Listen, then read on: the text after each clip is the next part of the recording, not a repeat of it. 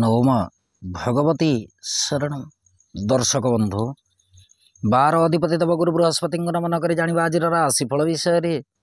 सर्वप्रथम जाना आज राशि नक्षत्र तथा पंचांग विषय। आज भाद्रव मास शुक्ल पक्ष इंग्राजी तारीख सेप्टेम्बर मास 5 तारीख 2024 मसीहा गुरुवार। आज द्वितीय तिथि उत्तरा फाल्गुनी नक्षत्र कन्या चंद्र शुभयोग कौलवकरण दिवा 12 घंटा 22 मिनिट पर तैतलकरण भोग हेब।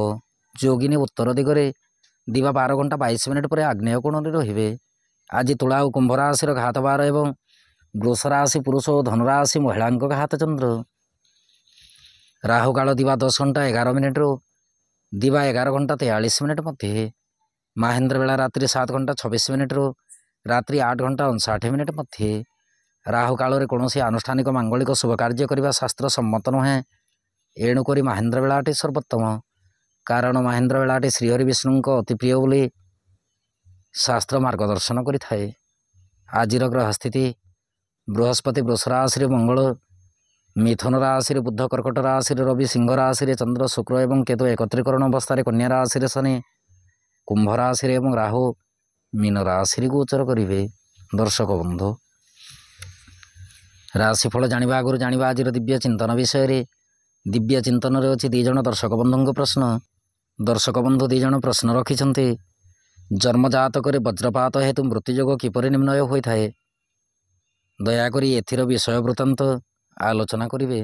दर्शक बंधु जहाँ ज्योतिष शास्त्र लिखित अटे कुंभे च मीने मिथुनाभिधाने सरासन अपि जदि पाप खेट कुचेष्टित सैत् पुरुषो निशांत वज्रेण मृण्णम निधनं च तस्य। कहबार अर्थ है जन्म जातक लग्न सी जहाँ भी होना कहीं जदि कुंभ राशि मीन राशि मिथुन राशि और धनुराशि पाप ग्रह मान अवस्थान करते अंशबल दुर्बल रही ताहले जन्म जातक कुस्थित कार्य करी समय अतिवाहित करें। विशेषकर मनोविकार गुण देखा जाए। एपरी जन्मजात व्यक्ति वज्रपात अवश्य मृत्युवरण करते। दर्शक बंधु ये थिला आपणको प्रश्न। एबे आसंतु जानिबा आज राशिफल विषय। राशिफलटी आपणको चंद्र राशि उपर आधारित। आपणको जन्मगोष्ठी चंद्रमा जो राशि अवस्थान करिसेंती सी हेउछि आपणको चंद्र राशि वा जन्म राशि। जदि आपण निजर जन्म राशि जानि नाहंती ताहेले प्रचलित नाम राशि अनुसार राशिफलटी देखिपारे। चंद्रमा आज प्रातः 6 घंटा 14 मिनिट पर स्वनक्षत्र जहाँकि हस्ता नक्षत्र कन्या राशि गोचर करेंगे। फल मेष राशि ठारू मीन राशि पर्यंत द्वादश राशि उपरे चंद्रमा को क्यों प्रकार प्रभाव रहिबो उक्त विषय वस्तु उपर परिचित हेबा। कालपुरुष चक्र प्रथम राशि मेष राशि। मेष राशि व्यक्ति विशेषों दिनटी चंद्रमा राशि ठारू 6ठ स्थान में गोचर करेंगे। फल कार्य क्षेत्र और व्यवसाय आकस्मिक द्रव्य लाभर सूचना अच्छी। मिलित व्यवसाय को लेकिन उन्नतिर मार्गदर्शन हेब। सरकारी बेसरकारी कर्म को लेकिन अल्प मात्रा वाद विवाद रही पारे। दिनटी गुप्त शत्रु जात हो पारती। दाम्पत्य और प्रेम संपर्क सदृढ़ रहिबो। आर्थिक स्थिति अति उत्तम अटे। स्वास्थ्य शरीर सबल रहिबा सहित परिवार मध्य जदि कौन रुग्ण व्यक्ति रही था ताहेले दिनटी रोगर मुक्ति हेबार मध्य सूचना जन जाए। आईन अदालत कर्म न्यायटी आपण को प्राप्ति हेब। यात्रापाई दिनटी अमृत तुल्य। विद्यार्थी और महिला मान कार्य क्षेत्र में निर्द्वंद्व कर्म संपादन करेंगे। आपण शुभ रंग आज सिंदूरवन रंग शुभ अंक साथ आपण आज दुम दुर्गाय नमः यह मंत्र को पठन करंतु दिनटी अत्यंत सुखद रहिबो। वृष राशि व्यक्ति विशेषों दिनटी चंद्रमा राशि ठारू 5म स्थान में गोचर करेंगे। फल कार्य क्षेत्र और व्यवसाय आकस्मिक अर्थहानिर सूचना अच्छी। मिलित व्यवसाय को लेकिन कलहर वातावरण रही पारे। सरकारी बेसरकारी कर्म को लेकिन तरतर निष्पत्ति नियंत ना। दिनटी घात चंद्रर सूचना अच्छी। दाम्पत्य और प्रेम संपर्क विशेष सुखदायक नुहे। आर्थिक स्थिति मध्यम उत्तम रहिबो। राजनीति क्षेत्र में सदा सर्वदा सतर्कता अवलंबन करने नितांत आवश्यक। स्वास्थ्य शरीर प्रति ध्यान रखंतु। यात्रापाई दिनटी मध्यम फलदायक। विद्यार्थी और महिला मान कार्य क्षेत्र में अल्प मात्रा अशांति लक्ष्य करें। आपण शुभ रंग आज धवलवर्ण रंग शुभ अंक 4।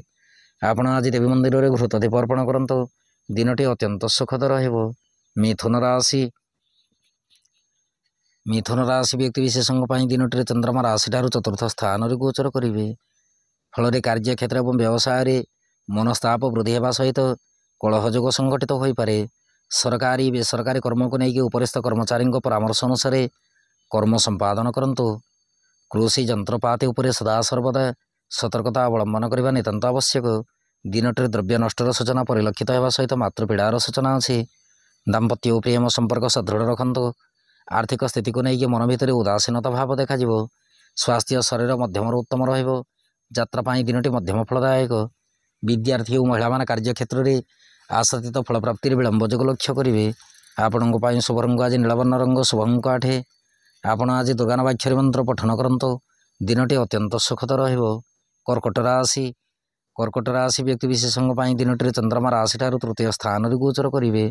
ଫଳରେ କାର୍ଯ୍ୟକ୍ଷେତ୍ର ଏବଂ ବ୍ୟବସାୟରେ ଉଚ୍ଚ ଆଶାରେ ସଫଳ ପ୍ରାପ୍ତି କରିବେ।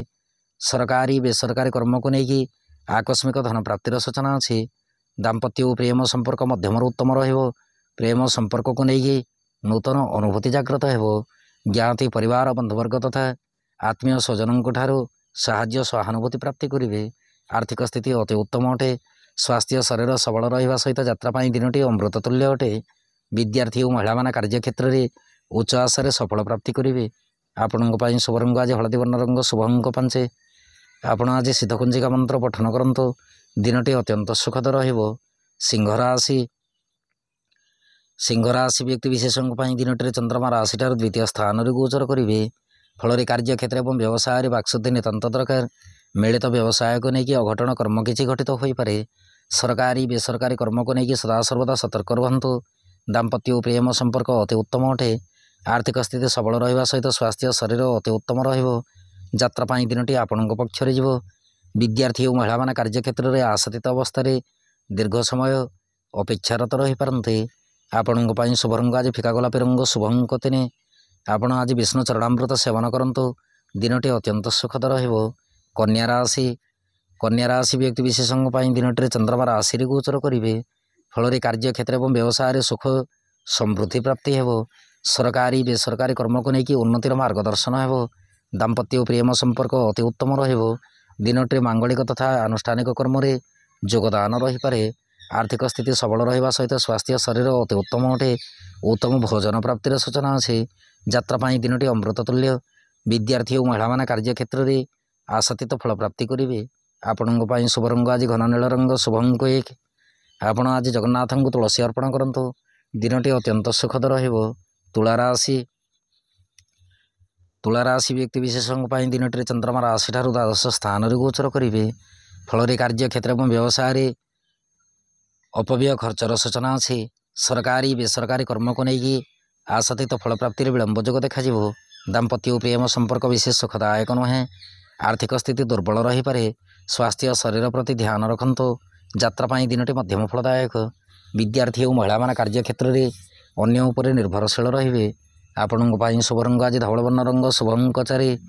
ଆପଣ ଆଜି ରାମ ରକ୍ଷା ସ୍ତୋତ୍ର ପାଠ କରନ୍ତୁ। ଦିନଟି ଅତ୍ୟନ୍ତ ସୁଖଦ ରହିବ। ବିଛା ରାଶି। ବିଛା ରାଶି ବ୍ୟକ୍ତିବିଶେଷଙ୍କ ପାଇଁ ଦିନଟିରେ ଚନ୍ଦ୍ରମା ରାଶିଠାରୁ ଏକାଦଶ ସ୍ଥାନରେ ଗୋଚର କରିବେ। ଫଳରେ କାର୍ଯ୍ୟକ୍ଷେତ୍ର ଏବଂ ବ୍ୟବସାୟରେ ପ୍ରତି ମୁହୂର୍ତ୍ତରେ, ପ୍ରତି କ୍ଷଣରେ, ପ୍ରତି ସମୟରେ ଶୁଭଫଳ ପ୍ରାପ୍ତି କରିବେ।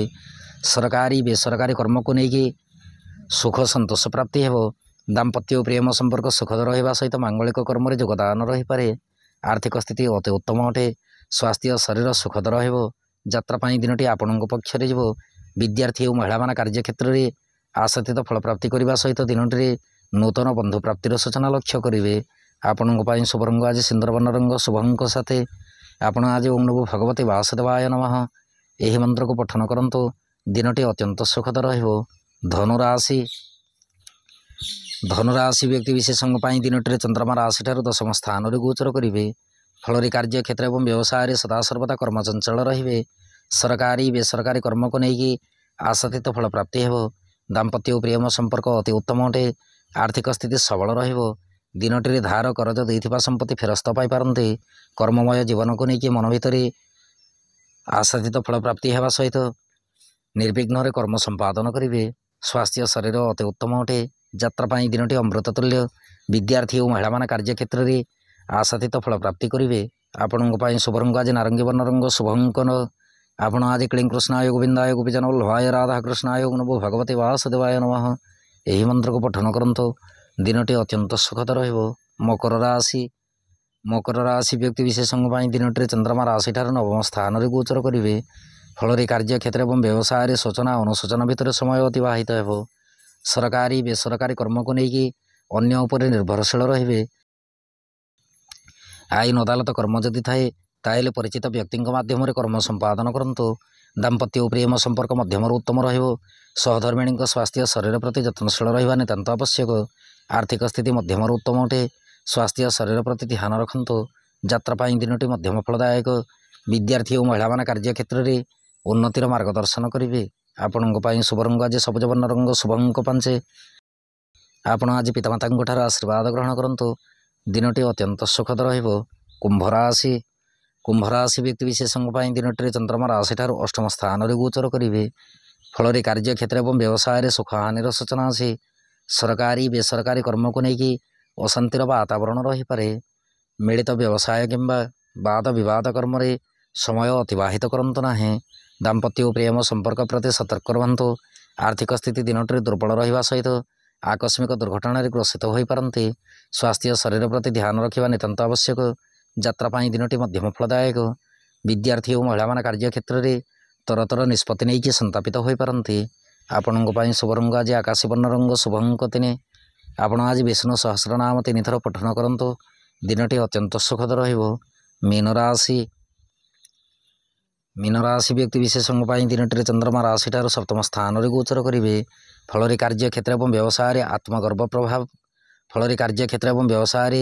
ଆତ୍ମଗର୍ବ ରହିପାରେ। ସରକାରୀ ବେସରକାରୀ କର୍ମକୁ ନେଇକି ଅତ୍ୟନ୍ତ ଖୁସି ଅନୁଭବ କରିବେ। ଦୀର୍ଘ ଦିନରୁ ଅଟକି ରହିଥିବା କର୍ମଟି ଦିନଟିରେ ସୁଚାରୁ ରୂପେ ସମ୍ପାଦିତ ହେବ। ଦାମ୍ପତ୍ୟ ଓ ପ୍ରେମ ସମ୍ପର୍କ ମାଧୁର୍ଯ୍ୟ ଭରା ଅଟେ। ଆର୍ଥିକ ସ୍ଥିତି ସବଳ ରହିବା ସହିତ ଦିନଟିରେ ସ୍ତ୍ରୀ ଜାତି ଠାରୁ ପ୍ରବଳ ମାତ୍ରାରେ ସାହାଯ୍ୟ ସହାନୁଭୂତି ପ୍ରାପ୍ତି କରିପାରନ୍ତି। ସ୍ୱାସ୍ଥ୍ୟ ଶରୀର ମଧ୍ୟମରୁ ଉତ୍ତମ ରହିବ। ଯାତ୍ରା ପାଇଁ ଦିନଟି ଅତି ଉତ୍ତମ ଅଟେ। ବିଦ୍ୟାର୍ଥୀ ଓ ମହିଳାମାନେ କାର୍ଯ୍ୟକ୍ଷେତ୍ରରେ ଆଶାତୀତ ଫଳ ପ୍ରାପ୍ତି କରିବେ। ଆପଣଙ୍କ ପାଇଁ ଶୁଭ ରଙ୍ଗ ଆଜି ଫିକା ଗୋଲାପୀ ରଙ୍ଗ, ଶୁଭ ଅଙ୍କ 6।